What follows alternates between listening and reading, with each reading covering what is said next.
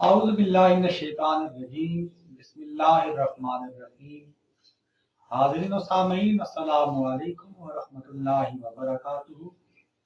طب روحانی میں آپ سب کو خوش آمدید۔ امید ہے کہ آپ سب خیریت سے ہوں گے۔ اللہ کی ذات آپ سب کو اپنی حفظ و امان میں رکھے۔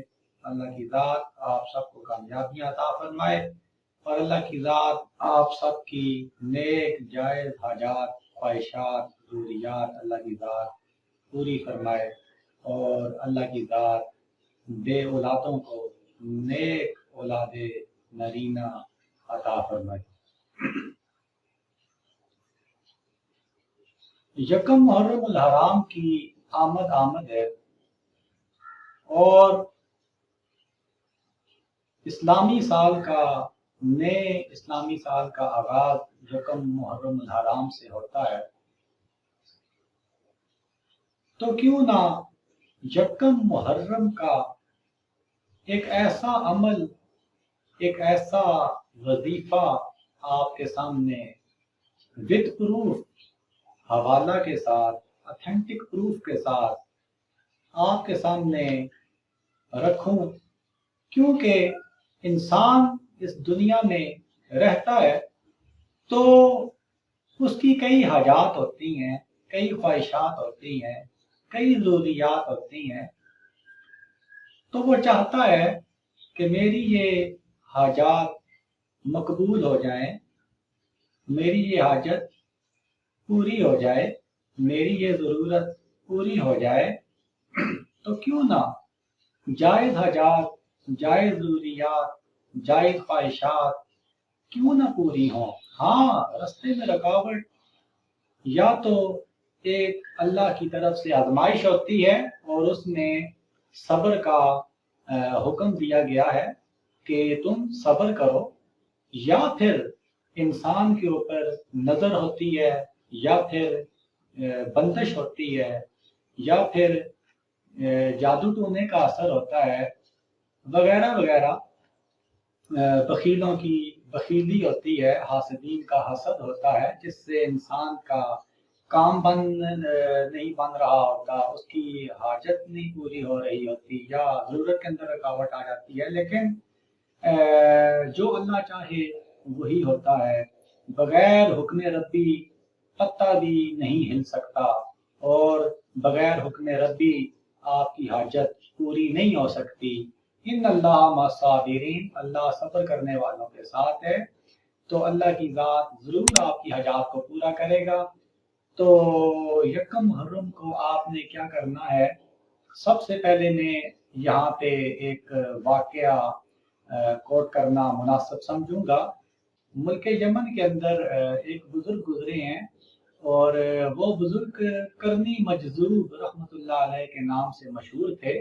کرنی مجذوب رحمۃ اللہ علیہ، ان کا یہ معمول تھا کہ یہ پہاڑوں اور غاروں میں اللہ کا ذکر، مراقبہ اور اللہ کی یاد میں مصروف رہتے تھے، اور لوگ انہیں تلاش کرتے رہتے تھے، لیکن یہ نظروں سے اوجھل ہو جاتے تھے، ملتے نہیں تھے، بڑی مشکل سے ان سے ملاقات نصیب ہوتی تھی، اور وہ ملاقات صرف ہر سال یکم محرم الحرام کو ہی ہوتی تھی۔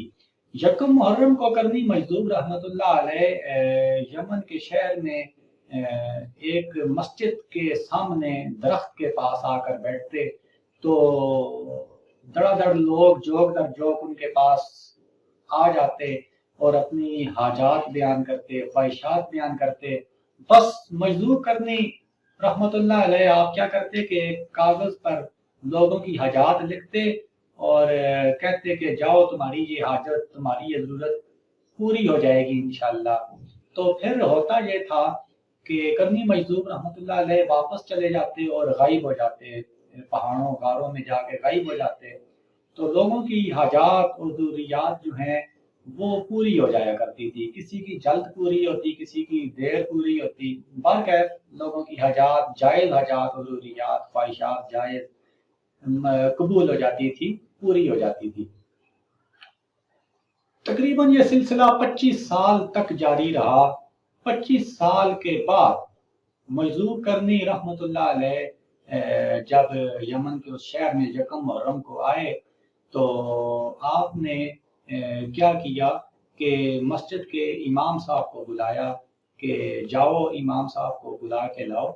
تو جب امام صاحب آئے تو آپ نے انہیں وہ کاغذ اور قلم تھما دیا اور کہا کہ آج کے بعد یہ ڈیوٹی آپ کو میں دے رہا ہوں، اور کیونکہ میرا وقت اخیر آ پہنچا ہے اور میں آج کے بعد اس دنیا میں یہاں نہیں آ سکوں گا کیونکہ میرا وقت اخیر ہے. بس یہ اتنے جملے ادا کیے اور واپس نظروں سے اوجھل ہو گئے، غائب ہو گئے. لوگوں نے بڑا تلاش کیا لیکن آپ اس کے بعد نہیں مل سکے.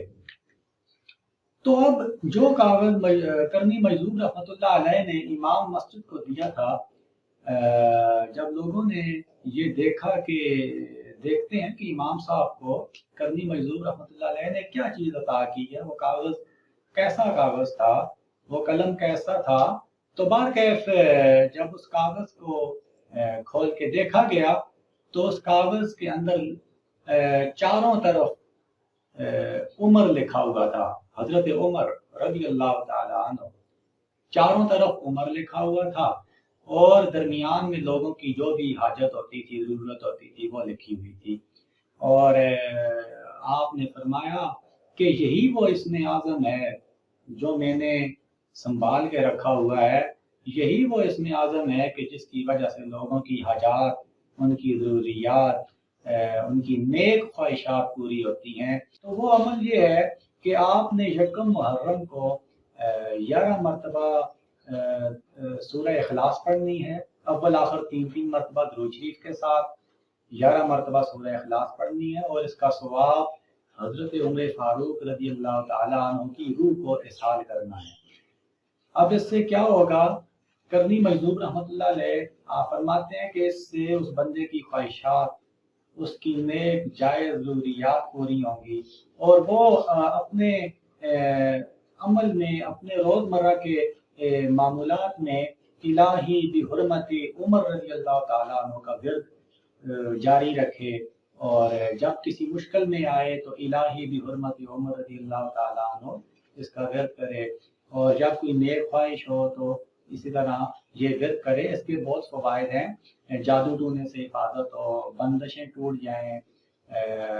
اس کے علاوہ اللہ کی ذات اس پر اپنا کرم کرے، اللہ کی ذات اس پر اپنا رحم کرے، اپنا فضل کرے، اور رزق کے دروازے اس کے لیے کھول دے اور اس کی مشکلوں کو آسان کرے. تو یہ کرنی مجذوب جو ہیں ان کے بارے میں اب میں آپ کو حوالہ ریفرنس دے رہا ہوں کہ یہ میں نے کہاں سے اٹھایا، یہ بات کہاں سے ہی. یہ ابکری والوں کا شائع کردہ یہ رسالہ ہے، آپ ضرور اسے بھی اسٹڈی کیا کریں. اس سے انشاءاللہ آپ کو بہت سی معلومات آپ کو ملے گی. اور حضرت حکیم صاحب جو ہیں ان کا بڑا ریسرچ رہتی ہے ان باتوں پہ. حکیم محمد طارق مجذوب چوہدائی، تو انہوں نے یہ بات غور کی ہے. تو امید ہے کہ آپ کو یہ میری بات سمجھ آئی ہوگی. دعا میں مجھے یاد رکھیے گا. فتح بدار. السلام علیکم ورحمۃ اللہ وبرکاتہ.